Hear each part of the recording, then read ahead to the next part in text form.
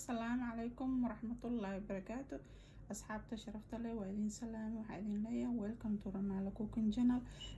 maanta waxaan rabaa inaan idin la wadaago Fountain of Life maxay u tartaa dumarka waxay u tartaa timahay u soo saartaa lafa xanuunka iyo bararka luga bararka iyo waxay kaloo u tartaa breast cancerka.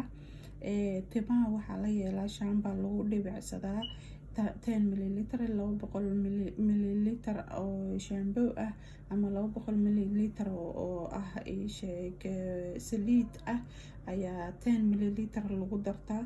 marka dheeliya loo isticmaalaa timaha marsanay insha Allah timaha way soo saaraysaa wayna ku adkaanayaan timo qurux badan oo nafaqo badan oo dhilaalaya ayaa ku soo baxayso insha Allah.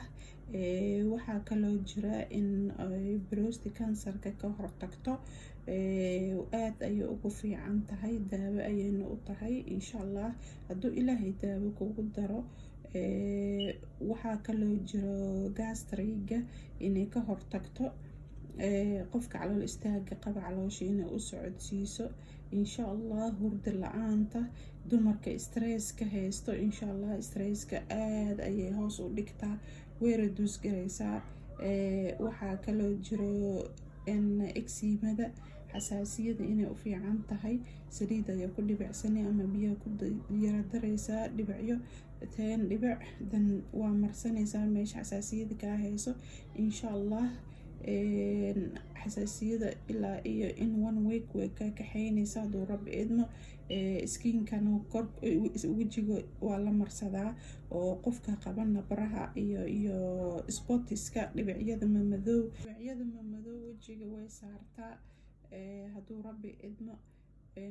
waxay kaloo u tartaa haddii oo hormoonkeeda gabadha oo unbalance uu yahay way u saxdaa oo maaragtaya caadada ay qofka qaba caado wareerka oo kale way u saxdaa. dad badan ayaa la arkay oo natiijaabiye ana ka hadlay.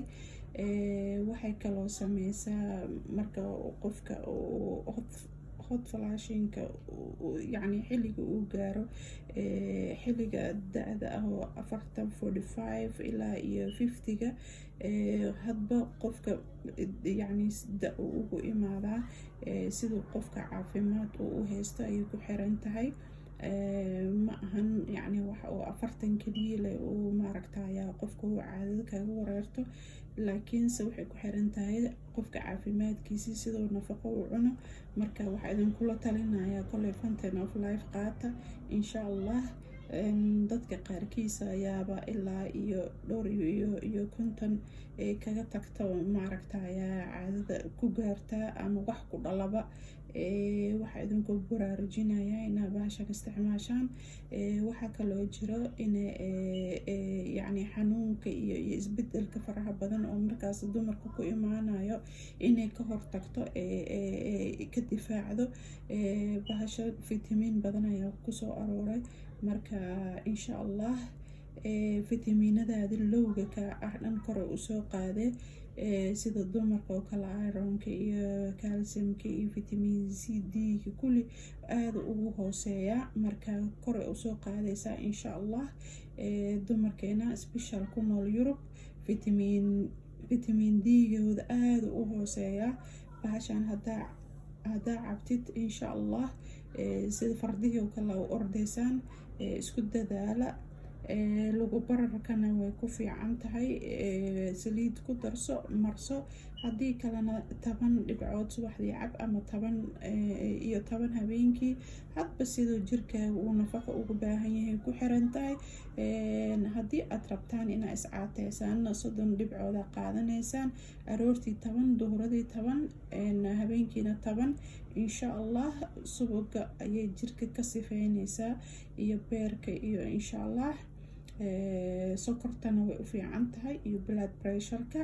waxaa idin leeyahay kusoo dhawaada ha moogaanina Fountain of Life waa daawo lala dhacay run ahaantii oo ummadda aad iyo aad iyo aad u isticmaasho waqtigan xaadirka ah.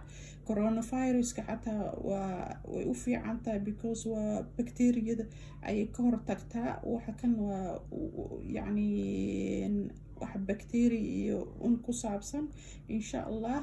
Hergab iyo coronavirus ba isma arkaysaan. bahashan haddaad 10 dhibcood ka qaadato waxaa idin leeyahay kusoo dhawaada ha moogaanina.